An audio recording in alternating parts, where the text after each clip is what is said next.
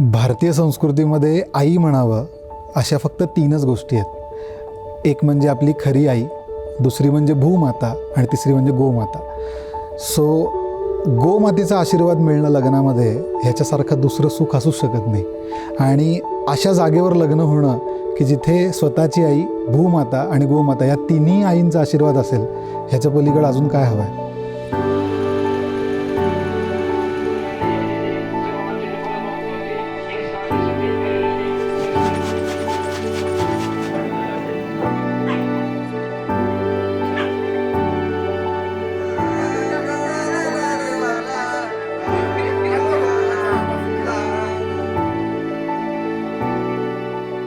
आम्ही कसे भेटलो याचं खरं तर सगळं श्रेय द्यायला पाहिजे पिक्सलला आणि कुकीला. जेव्हा मी बघत होतो निकिताची प्रोफाईल तेव्हा मला असं कळलं की ओके, तिच्याकडे पण डॉग आहे, तिचे पण तसेच फोटो आहेत जसे माझे फोटो आहेत. सो फेसबुकवर जेव्हा मी तिला पहिला मेसेज केला त्याच दिवशी मला वाटतं दुपारनंतर मी आईला दाखवलं होतं की आई अशी एक मुलगी आहे आणि बघ ना तिचे फोटोज कसे आहेत आणि बघ ना ती कशी आहे वगैरे.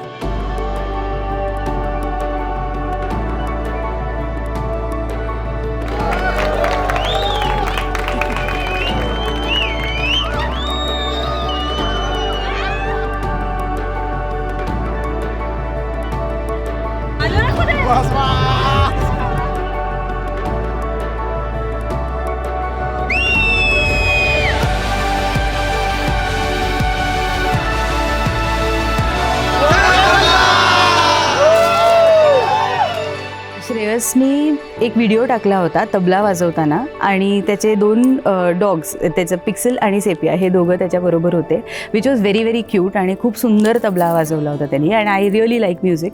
तर मी इमिजिएटली त्याला मेसेज केला की ओके ग्रेट. जसा तिकडनं मेसेज आला त्यानंतर मग कंटिन्यू आमचे चॅटिंग चालू झालं.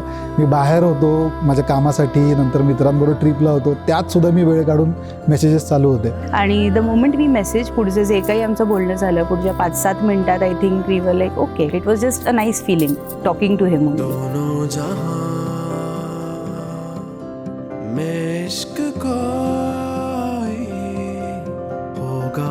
निकिता आणि मी जे स्थान फायनल केलं होतं ते म्हणजे गोशाळेचं. आता त्या गोशाळेत सुद्धा इतकी एक सुंदर गोष्ट होती की निकिताला हवं होतं झाड आणि मला होत्या गाई.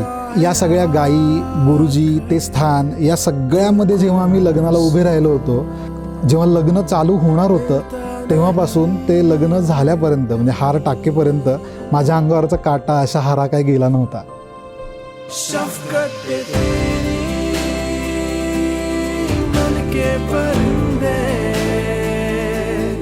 उड़ते फिरे सांझ सवेरे